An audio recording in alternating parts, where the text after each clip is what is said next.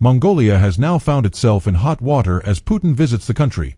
His first visit to an ICC member state since the arrest warrant was issued, with apparent impunity. Under the Rome Statute, the founding treaty of the ICC that came into effect in 2002, ICC member states are obliged to detain and surrender to the court any persons who are subject to an ICC arrest warrant if they set foot on their soil. The court has no way to enforce the rule, however, and Mongolia defied it by welcoming Putin with a guard of honor as he met President Ukhnagin Kurulsuk in the capital Ulaanbaatar on Tuesday to effect and inform the Assembly of States parties of it. It is then for the Assembly to take any measure it deems appropriate.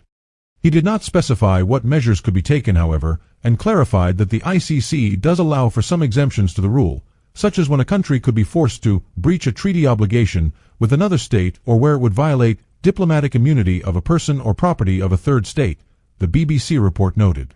International legal experts warned Monday that Mongolia's failure to fulfill its obligations to the ICC will very likely have some consequences, with some mooting the possibility of prosecution. ICC states parties should not be inviting persons subject to an ICC arrest warrant to visit their countries for any reason. Full stop, noted Mark Ellis, executive director of the International Bar Association, or IBA, an organization representing the global legal profession. Mongolia's membership in the ICC and its respect for the rule of law demands that it comply with this arrest warrant or let President Putin know that he is not welcome in Mongolia. This is a moment when Mongolia, as a state party, has to put law over politics, he said in emailed comments Monday. The IBA went on to warn that Mongolia, a member of the ICC since 2002, could face consequences in the event of non-cooperation.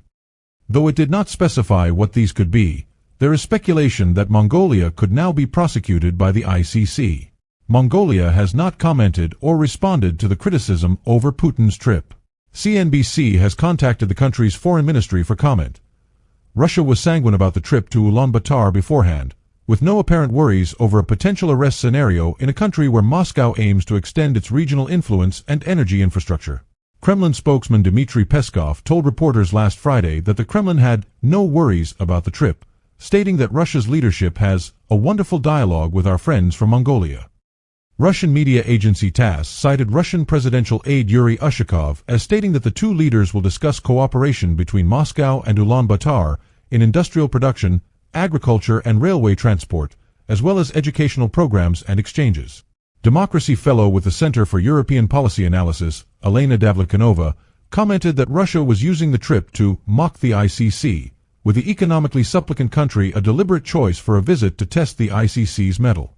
Of course, Putin would never have traveled if there was any chance of an arrest. The country had already assured Moscow the president would not be detained, she noted in analysis Monday.